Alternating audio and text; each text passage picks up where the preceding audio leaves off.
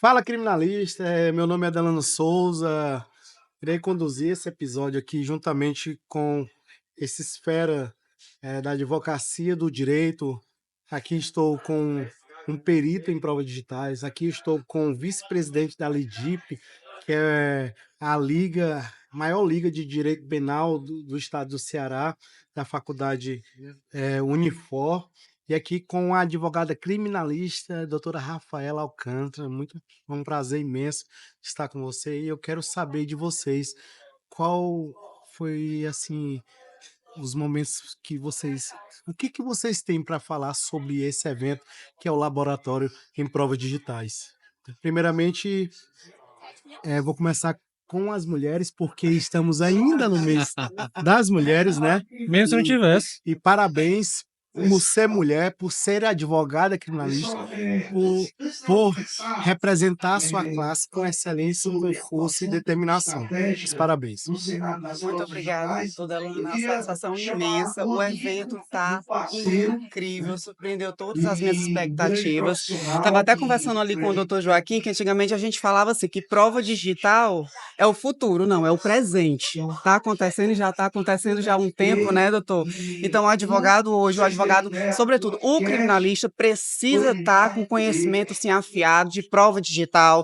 Antigamente a gente poderia até dizer que a gente podia saber o básico, né? Mas hoje, quanto mais profundo no conhecimento, profundo no assunto, melhor, né, doutor? Um evento desse aqui é um evento sensacional, onde tem várias mentes com visões diferentes que já tem resultados positivos. Imagina só, Delano, a oportunidade que a gente tem única de estar ali com grandes profissionais compartilhando conhecimento direto à fonte de pessoas que têm resultados extraordinários. Você tem a possibilidade de fazer uma pergunta que às vezes ali, uma pergunta que você fez, resolve ali um caso que você está com vários e vários dias ali sofrendo e não consegue uma solução. Lucas? Eu acho que é uma oportunidade incrível, tanto para os profissionais do direito quanto para os acadêmicos, no geral, para todos os operadores do direito. Porque você toca, né, e hoje foi realmente marcante, em todos os pontos principais, que hoje é novo, né, mas é como a gente estava tendo uma conversa com o doutor Joaquim, no qual toca na Constituição de 88, a inviolabilidade dos seus direitos, né? Que é a prova digital, que é a perícia, a prova, de forma técnica no processo penal. De como você vai abordar hoje o WhatsApp, a quebra da cadeia de custódia, a ausência da cadeia de custódia, essa idoneidade da prova, né? Então, hoje, eu tenho certeza que quem veio para o evento saiu muito mais fortalecido e aprendeu bastante sobre isso. E assim, a estrutura do evento, o que vocês têm de falar sobre a estrutura do evento em si? Eu fiquei aqui, quando eu cheguei, a escolha do local, a organização, desde a recepção aqui, é uma oportunidade muito rica de conhecimento. Ao meu ver, foi muito uma experiência única. E eu espero que tenha sido para vocês. Mas assim, de antemão, superado esse ponto que a gente teve nessa imersão, eu saio daqui com uma bagagem, como você falou, Joaquim, vários ensaios.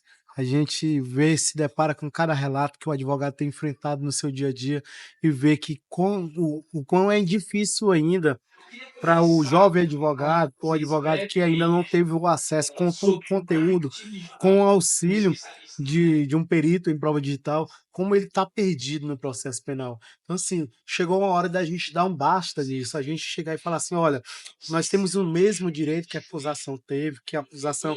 Não estamos querendo aqui pegar a atribuição que foi legitimada pelo Ministério Público, pela autoridade policial, mas sim exercer a investigação defensiva através do provimento 188/2018, que se trata da investigação defensiva. É um conteúdo muito rico. A investigação defensiva veio para ficar, veio para inovar aquilo que a gente estava acostumado na advocacia. O que vocês têm para falar sobre isso? E ainda é pouco usado a investigação defensiva, é pouco usado, pouco conhecido. Você viu quando você perguntou ali qual advogado já fez uso aqui, tem um conhecimento, poucos, né? Então foi mais um assunto que o senhor trouxe aqui, que realmente para muitos é é novidade, porque não são todos os advogados que têm esse conhecimento de como atuar numa investigação defensiva.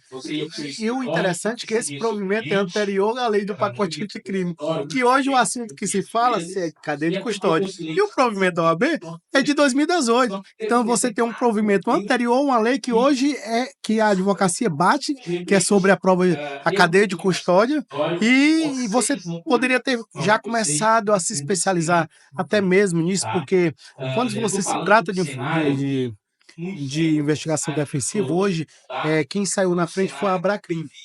Ela criou um código deontológico onde fala as diretrizes, incentiva as boas práticas. E lá nisso já tem a cadeia de custódia. Então, assim, é o advogado procurar buscar uma fonte confiável, buscar uma fonte de profissionais que realmente sabem do que estão falando, como exemplo de Joaquim, Leandro Morales, Rômulo Carvalho. São pessoas que vivem disso dia a dia, não que tange provas digitais, computação forense. E nós, como advogados, temos que buscar em fontes confiáveis para adquirir aquele nosso conhecimento para que isso possa ser replicado em um evento como esse. E eu fiquei muito feliz, estou feliz, eu quero saber qual é a experiência que vocês carregam desse evento. Celano, quando a gente observa em relação às provas digitais, a gente vê que é unânime que todos ali têm uma dificuldade em algum momento para conseguir esse acesso. E às vezes a pessoa nem sequer sabe que aquelas provas não estão completas. Eles não conseguem valorar aquela informação. Nesses encontros, a pessoa começa a ter insights e ela vê que a metodologia que ela está utilizando talvez não seja a melhor. Talvez tenha uma que para aquela situação seja melhor aplicada. E com isso, a gente consegue ter uma atuação muito mais efetiva para os clientes. Perdão, pode falar, então. Eu acredito que a gente precisa entrar no mérito dele. Quando você vai no médico, você vai num clínico geral. Mas se você está com problema no coração, você quer um cardiologista. Eu aplico essa analogia no processo penal no seguinte fato. O processo, ele se atualiza. Né? E esse evento de hoje, essa imersão rica com os profissionais que trouxeram tudo o que foi prometido, desde do código hash, né?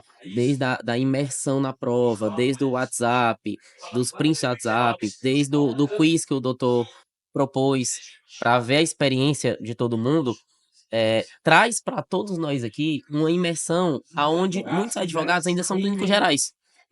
Ainda não têm conhecimento sobre o processo. Então a gente precisa ter esse conhecimento e aprender. E não só aprender, buscar os especialistas para aprender. E hoje a gente aprendeu aqui com os especialistas. É verdade, um ponto que o senhor falou, que foi o do print. Porque a gente, quando advogado criminalista, a gente sempre fala, mas print não se aceita mais. E se a gente quiser printar a tela? Eu não sabia essa técnica que o senhor ensinou pra gente aqui. Eu não sabia, tá? E se a gente quiser printar, e se a gente quiser realmente gravar algo ali, algum conteúdo, como que faz? Isso foi de suma importância. Eu não sabia, porque é muito fácil você pegar um print e falar, não vale mais. Não se considera mais print, né? Esse insight, assim, eu decidi mudar todo o meu contexto de palestra, Joaquim, eu falei ontem, Joaquim, aí hoje eu falei assim, cara, eu tenho que explorar algo prático para que as pessoas recebam que todo mundo está recebendo, tá com uma overdose de conhecimento ou de informações. Só que se essas pessoas saíssem daqui sem ter o conhecimento prático de como aplicar esse conhecimento, pode ser que amanhã Esquece tudo. Mas com essa fixação, com esse gatilho que a gente causou, a pessoa vai ter um insight ali que é, olha, lá no dia da imersão, eu aprendi a registrar, coletar um print. Então não é que o print não sirva, não é aconselhável o print, porque teria outros métodos, só que o que garantiria 100% de confiabilidade? É uma extração do celular. Porque quanto custa uma extração? Você entendeu? Sim. Então, para diminuir o dano, o risco, o Verified, Data Center, é isso, uma blockchain ali para poder fazer essa coleta. Então, é muito importante. É o melhor? Não. Mas é o que temos. Então, vamos jogar o jogo. É isso, Com certeza, com certeza. E assim, eu cuidado que eu tenho é somente com provas, com vestígios, com elementos que ficam armazenados no próprio celular. Mas com elementos que podem ser validados em posterior com a quebra de sigilo, por exemplo, na internet, não vejo problemas de utilizar uma ferramenta dessa. Não vejo problemas. A não ser, isso eu não vejo problemas até hoje, né? Pode ser que amanhã surja alguma coisa e a gente tem que se atualizar, mas até hoje eu não vejo problemas de utilizar algo para isso. O que que ocorre? Eu vou explicar aqui, vou trazer no contexto, porque é o seguinte, a plataforma, a coleta dela é tranquila, o que nos preocupa é o que aconteceu antes da coleta.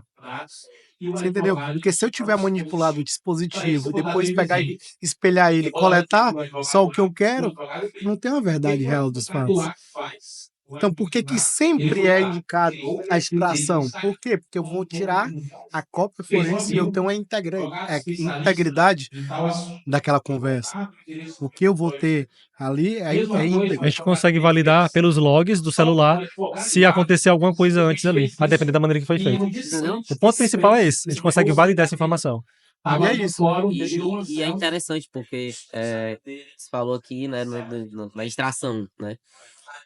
Em determinado momento da palestra, da imersão que foi trazida, exatamente os relatórios de extração da Polícia Civil, que não trazem a integralidade dos autos. Então você não tem, se traz o hash, ou você não tem os códigos para trazer, para você justificar aquela integralidade. Você saber de onde foi tirado, se é a fonte primária, né? E qual é a confiabilidade e os filtros da prova ali, né? Então, eu não vejo nem só a extração, pelo que eu aprendi hoje aqui, né? Eu vejo, na realidade, a fonte primária da informação. A origem. E você aprender a questionar aquilo ali. A origem. Porque você olha no processo, se você não é um perito, você não é especialista, você vê lá relatório de extração, aí vem print, vem imagem, vem a conversa do seu cliente, vem tudo. Você é advogado. Meu Deus, o que é que eu vou fazer agora? Ele é culpado. Aí chega um Já perito, tem uma solução, chama o perito de estimação. aí ele, opa, não é bem assim, né? Então, assim, nem tudo que se vê. O Joaquim falou ontem sobre olhar, né? A visão estratégica. A pessoa identificar ali que aquilo não é o que estão apresentando que seja. Nem sempre é o que estão apresentando. Você pode apresentar um outro ponto de vista. Quando trabalha no processo penal, a gente tem pelo menos duas formas principais de atuação.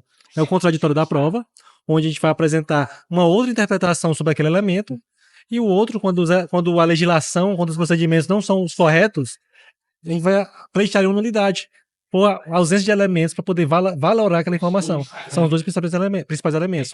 Se a gente não tiver acesso às informações, não tem o que falar. E agora minha pergunta vai para a doutora Rafaela. Vai mudar na sua atuação no dia a dia? Totalmente, total. O senhor já mudou minha atuação quando lhe procurei, lembra? Lembro. No primeiro processo que ele me ajuda até hoje. Agora, essa imersão aqui, irmão, ainda expandiu mais ainda os ares para eu olhar com mais cautela, com mais delicadeza para esse assunto, realmente dar uma certa importância que hoje ele tem. E é fundamental, sim, a gente precisa estar ciente do que está acontecendo, ter conhecimento não mais básico, profundo em prova digital. Engraçado, a doutora me lembrou agora. A gente pegou ela, se conheceu na comunidade do ABC Sucesso, não Foi, foi? no Abas de Sucesso. Aí ela me procurou, doutor, eu tenho um processo X e eu preciso ter acesso a ecrãs julgados para poder fazer a revisão criminal. Tudo que eu falei hoje aqui, a gente está fazendo naquele processo. Justamente. Tudo. A gente está tentando ter acesso à origem da interceptação telefônica dos áudios, aquele orçamento que a gente mandou para ela.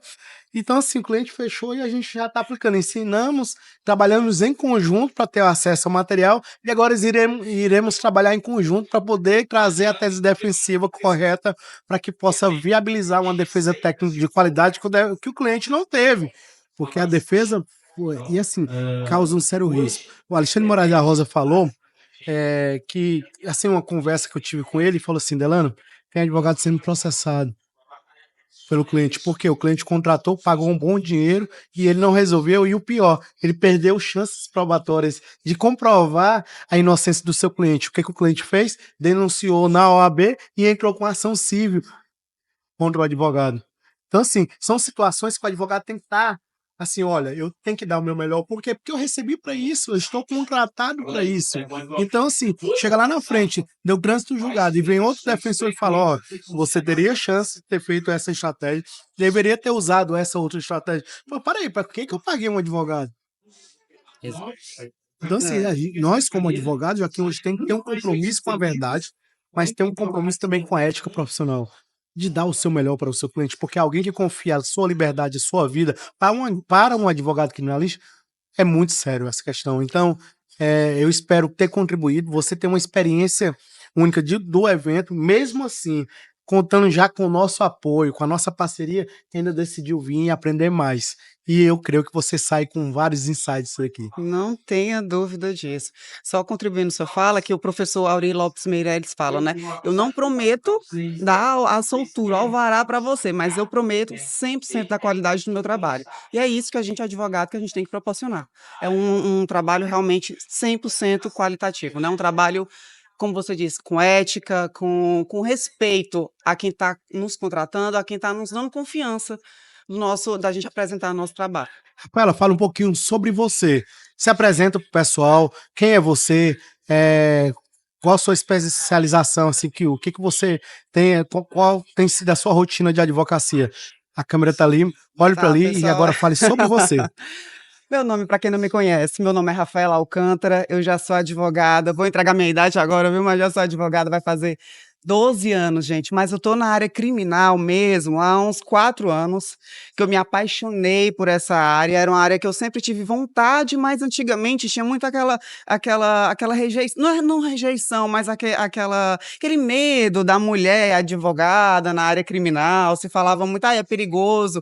Não era tão comum como é hoje, mas é uma área que, se você é mulher, você realmente está querendo ingressar na área criminal, não pense 2 vezes, porque é uma área que, se você tem o feeling da advocacia criminal, você vai amar. É muito bom, é gostoso de se trabalhar, de estudar. É um conteúdo. Na faculdade, todo mundo é apaixonado por penal, né? Sim. Todo mundo na faculdade é. Só que a gente, mulher, a gente tem uma certa resistência. Mas não. E é isso. E acho que, assim, minha pós-graduação, eu tenho pós-graduação em Direito Penal e Processo Penal. Atualmente estou fazendo 2 pós-graduação, que é a Tribunal do Júri e Lei de Drogas. Tá corrido o dia, viu? Tá corrido. Sou membro da Abracrim, sou player também agora, faço Criminal parte Player. da Comunidade Criminal Play. comunidade Criminal Player. E é isso. E, doutor Lucas, fala sobre você para as pessoas te conhecerem. Primeiramente eu quero parabenizá-la, né, pela seu vasto currículo, sua vasta experiência, porque assim, 4 pós, meu amigo. 3, doutor, Né, mas calma. tá fazendo mais 2, né? Tribunal do Júri e E Lei de Drogas. pronto, já Especialização tinha de direito penal e droga. processo penal, né? Então, assim, bom, eu sou acadêmico de direito, né? Eu sou vice-presidente da CADEP, né? Da Comissão de Acadêmicos Formação em Direito da Abracrim. Sou vice-presidente da Liga de Direito e Processo Penal da Unifal, primeira de Fortaleza, né? E eu sou um apaixonado pelo Tribunal do Júri. Confesso que não é pegadinha quando você falou que o acadêmico de direito é apaixonado por direito penal. Desde o primeiro princípio me brilhou os olhos. E Lucas, né? me permite só um adendo aqui. O Lucas é acadêmico de direito. Quantos júri você já fez? 23 júris. Ô, coisa boa. Ano passado eu fiz 20 júris, fechei o ano com 20 júris. Graças a um abraço, né? Tenho que deixar registrado aqui pro doutor Armando Costa Júnior, meu mestre, né? Professor da Unifor. Foi meu professor na né? Unifor. Foi teu professor? Foi meu professor. Graças a ele que abriu as portas para mim, me deu a oportunidade de fazer meu primeiro júri. Posterior a isso, a doutora Jéssica Rodrigues, hoje minha chefe também, abriu as portas para mim, né?